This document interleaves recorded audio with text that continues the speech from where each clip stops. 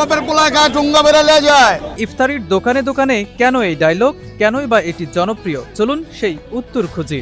কাবাব খাইলে এদিকে কাবাব খায় নবাবরা। প্রায় ৩০০ বছর আগে নবাব মুর্শিদি কুলি খাঁ এই চকবাজারকে আধুনিক বাজারে রূপান্তরের পর থেকেই বাজার ভরে ওঠে মানুষের মুখরোচক খাবারে। আর ওই সময় থেকেই রমজান মাস এলে এখানকার রোজাদারদের জন্য তৈরি হয় নানান ধরনের বাহারি ইফতারি।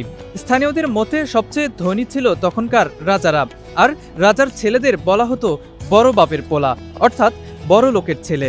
তারা যে খাবার সবচেয়ে বেশি পছন্দ করত সেই খাবারগুলি ধীরে ধীরে হয়ে ওঠে জনপ্রিয়। এটা যখন রাজাদের আমল ছিল তখন তাদেরকে বড় বাপের পোলা বলে, বড় বাপের ছেলে বলে ডেকে আর কি এই খাওয়ানগুলো আর কি আপ্যায়ন করা হতো।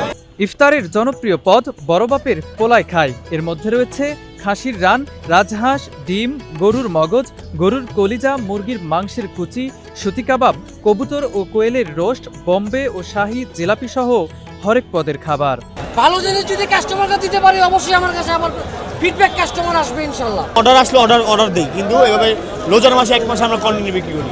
এই যে 70 টাকা, ওটা 50 টাকা, এটা হলো গরু, ওটা হলো গরু, এটা হলো 80 টাকা, ওটা হলো চিকেন 50 টাকা।